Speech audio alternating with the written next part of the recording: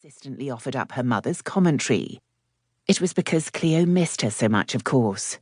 Julia had dazzled. Clever, witty, beautiful, erratic, but always entertaining. "I'll wear an ordinary gown to meet him tonight," Cleo promised.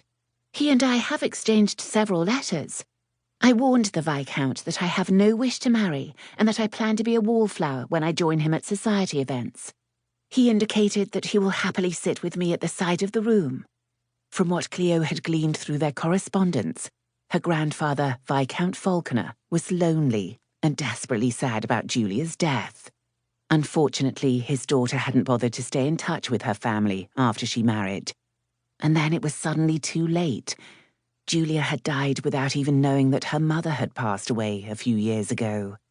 One of Julia's last wishes had been that her parents would launch their granddaughter into society, a prospect that Cleo did not find exciting. She would prefer to spend her time expanding Lewis commodes into one of the most powerful business concerns in Europe, as well as learning French, improving her vocabulary, and visiting Paris once Napoleon was evicted. The prospect of joining the Viscount for the season didn't make her nervous.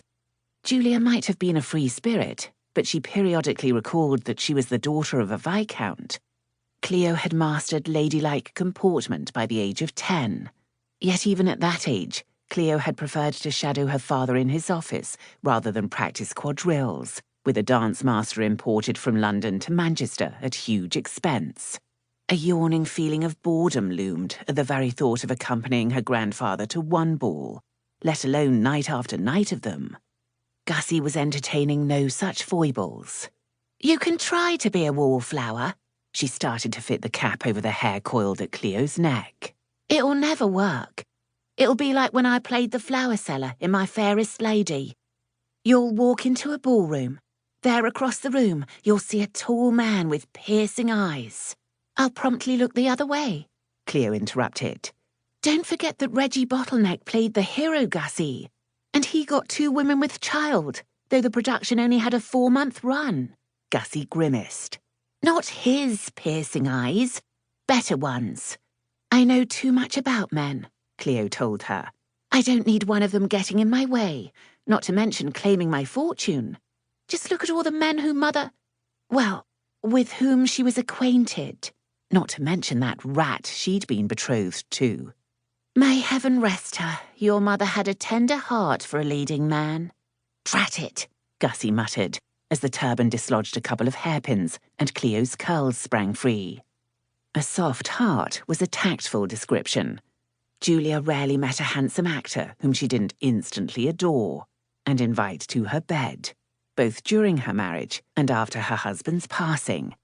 Cleo had decided early in life that nurturing illusions about her mother would be disastrous. Her level-headedness was precisely why her father had left his fortune to his 14-year-old daughter rather than to his wife. On occasion, Cleo had made use of it by paying off a particularly fervent lover who wouldn't accept that Julia had lost interest in him.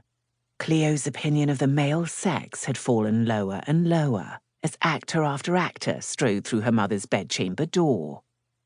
"I'm not tender-hearted, like my mother," she said flatly. I'm inimical to men." "Word of the day?" Gussie asked. "I'm thinking inimical means you don't like men, which, begging your pardon, miss, we both know isn't true. You were betrothed to Foster Beecham only a year ago." "Briefly," Cleo stated. "You can't let one broken engagement sour you on the pack of them." "I shan't. I would simply prefer to cater to my own interests rather than someone else's. Still, Lord Falconer is my only relative, and I shall enjoy spending time with him. Which reminds me that I meant to send a note asking him to recommend a modiste. I need everything from gowns to parasols in wallflower mode, if you see what I mean." "Your mother hated drab clothing." Gussie paused. "Heaven rest her." "You needn't say that quite so often," Cleo said. "Mrs. Lewis wasn't restful, was she?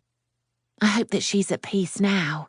Mother's version of heaven likely includes a great many handsome actors and as many romantic plays as anyone can watch."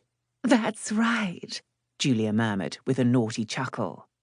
Half mourning suits my mood.